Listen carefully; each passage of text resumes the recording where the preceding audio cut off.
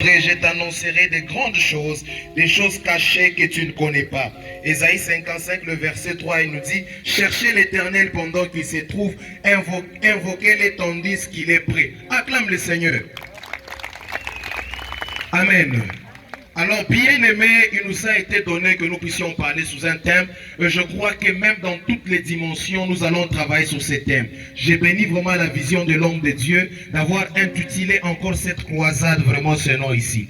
On a appelé le thème, c'était Maranatha. Jésus revient bientôt. Je crois que les hommes de Dieu ont déjà parlé de ça. Ils ont ramené les âmes perdues. Mais ce que moi j'aimerais vous amener encore dans une autre dimension que nous allons découvrir juste dans de peu de minutes. Amen. Les hommes de Dieu ont parlé de Maranatha. Maranatha, Jésus revient bientôt. Mais ce que moi j'aime avec ces mots, Maranatha a été cité 2 fois dans la Bible. Dans le Nouveau Testament, il a été cité 2 fois. Et quand nous regardons ces mots ici, c'est un mot araméen. Et quand on parle de la première fois, il est écrit dans Apocalypse chapitre 22, où Jean est en train de dire que si seulement tu as des oreilles, tu vas attester ces choses. Et Jésus revient bientôt, il dit Maranatha. J'aime beaucoup maintenant la dimension que je vais parler très vite. C'est une dimension qui se retrouve dans 1 Corinthiens 16, le verset 22. La Bible est en train de dire, si quelqu'un n'aime pas le Seigneur, qu'il soit anathème. Et puis on finit par dire Maranatha. Quelqu'un peut dire Maranatha. Bien-aimé, mon thème de cette soirée, je suis en train de parler, la première dimension de Maranatha, c'est Jésus revient bientôt. Mais j'aime beaucoup la deuxième dimension de 1 Corinthiens, qui est en train de nous parler Maranatha dans une autre dimension, que cette dimension, c'est Jésus vient. Il y a la différence entre Jésus revient. On parle d'une promesse que nous devons encore attendre que nous tous comme chrétiens. On est en train de patienter que Jésus vient pour descendre, pour prendre l'église qui est son épouse. Mais j'aime beaucoup la toute deuxième dimension. De 1 Corinthiens, on est en train de nous parler que Jésus vient. Quelqu'un peut dire avec moi, Jésus vient. Dans ce cas-là, Maranatha n'est pas seulement une promesse. Dans ce cas-là, Maranatha n'est pas seulement une attente. Mais dans ce cas-là, Maranatha devient une invocation. Je pensais que je parlais à quelqu'un. Dans ce cas-là, Maranatha devient une invocation. La Bible nous dit dans Jérémie, le 33, verset 3, que invoquez-moi, je te répondrai. Et quand on parle de Maranatha, dans cette dimension, ça devient une invocation.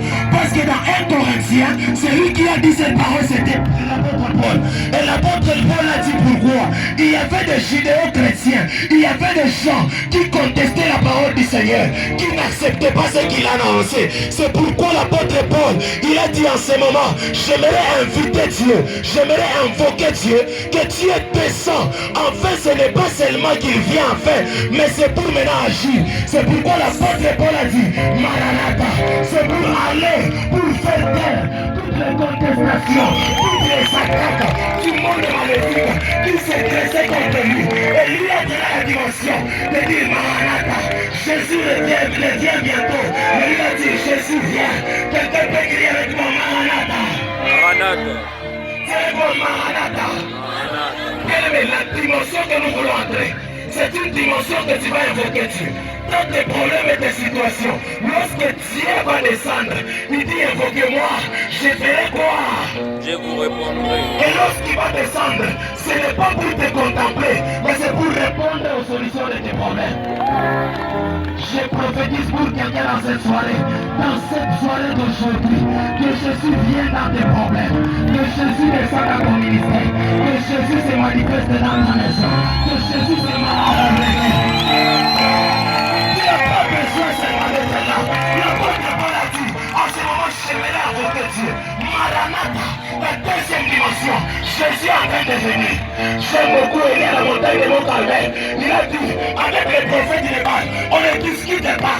Paul n'a pas discuté avec les gens qui ne croyaient pas. Il a dit avec lui, on ne va pas discuter. Mais ce que moi je ferai, je vais invoquer Dieu.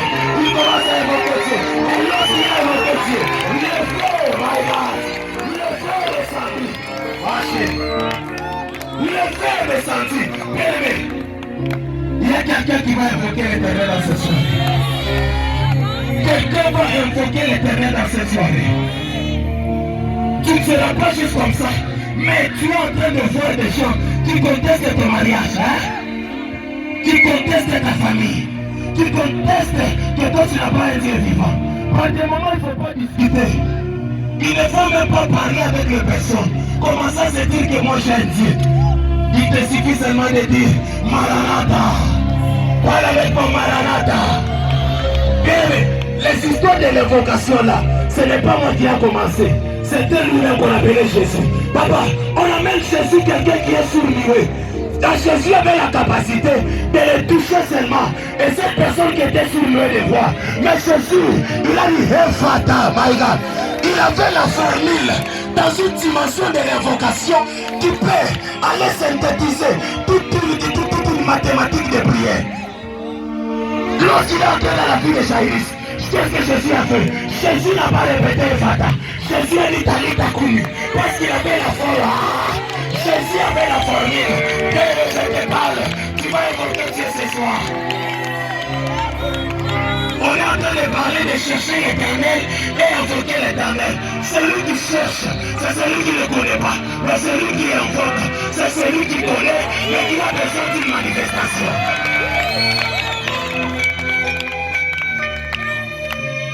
Ta vie ne marche pas.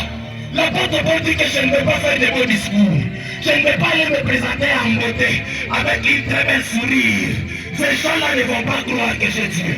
Qu'est-ce que je fais? Je vais invoquer. C'est pourquoi, quand vous parcourez les épîtres de Paul, il arrive dans une dimension où il est en train de dire que la parole que je suis en train de vous donner, que je suis en train de communiquer, ce n'est pas seulement un discours persuasif, mais une démonstration. Celui qui démontre, c'est celui qui invoque.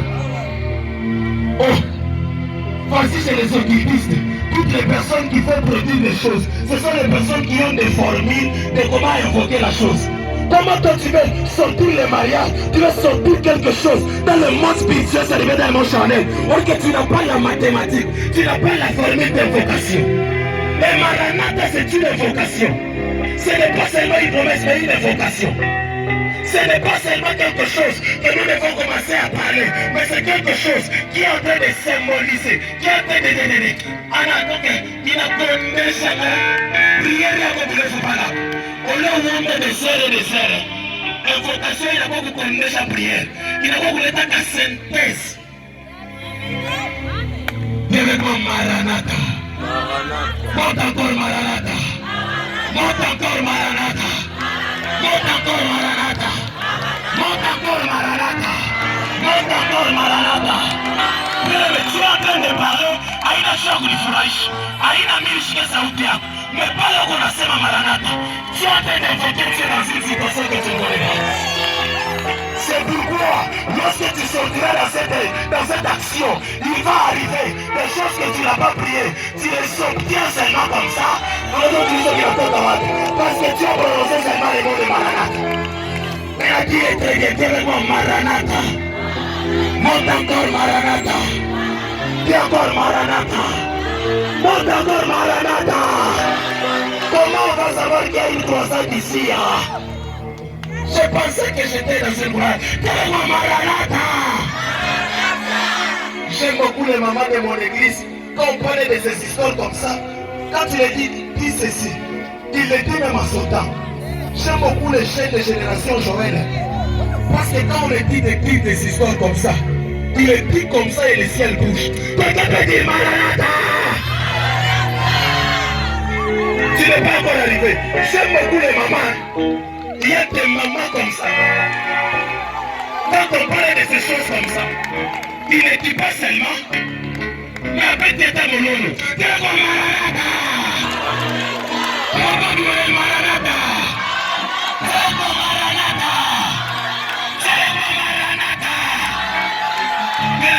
Si tunaanza kwenda kwa makrasada upreshe bwana sauti shokati.